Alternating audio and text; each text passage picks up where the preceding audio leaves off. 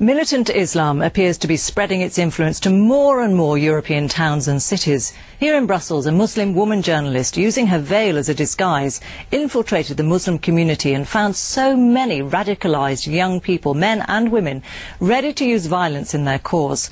Well, the book the journalist Hind Fraye has written, which is called Undercover in Little Morocco, has shocked Belgium to the core.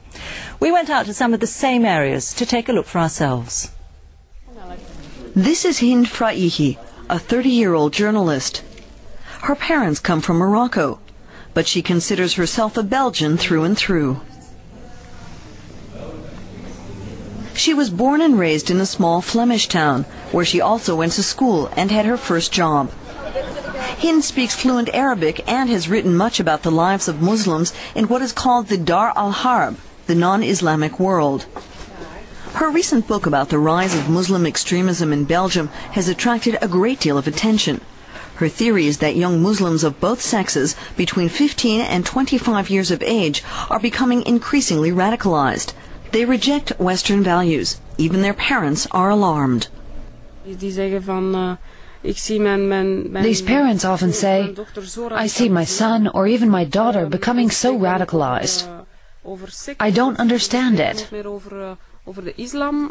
Fraye says Muslim extremism is a phenomenon of youth, and it is increasingly appealing to women.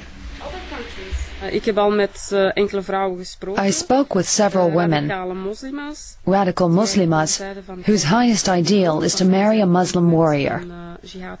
We call these women jihad brides. Here in the Molenbeek district of Brussels, more than a third of the residents are Muslims from North Africa. Hind spent 2 months living and researching here, undercover, posing as a sociology student, in order to learn more about Islamist extremism. On market day, the streets are full of people. Many stop to chat. The mood seems friendly and pleasant, but it's obvious that the police presence has been increasing. The authorities are aware of a rising potential for violence in the area. Suddenly we're told we're unwelcome. This man tells us to stop filming, warning us in no uncertain terms that he'll get violent if we don't get out of here right away. The bystanders are also upset. We move on in an attempt to defuse the situation. But the man follows us, and a short while later we have another run-in with him. He tells us to take away the camera. He tells us we have no rights and can only film if he allows it. Belgian laws do not interest him. The man is confident that it is he who controls the neighborhood. Molenbeek's police station is located hardly 100 meters away. Many police officers are afraid that the state no longer wields authority here, at least not the sole authority. They know that Islamists view Molenbeek as subject only to Muslim law. Many of the older men despair and call these young people a lost generation. But no one wants to say it on camera. It's too dangerous to get into a fight with them. These men are arguing the rules of coexistence. Our camera is a provocation. Its mere presence seems to call into question who makes the rules here. With much effort, 5 police officers are able to calm everybody down. They know the situation in the area is very tense, but they're not supposed to say it out loud. Hind Fraye is trying to break this taboo. She wants to stop the growing influence of the radical Islamists. It's a problem which has gone beyond just a few cities.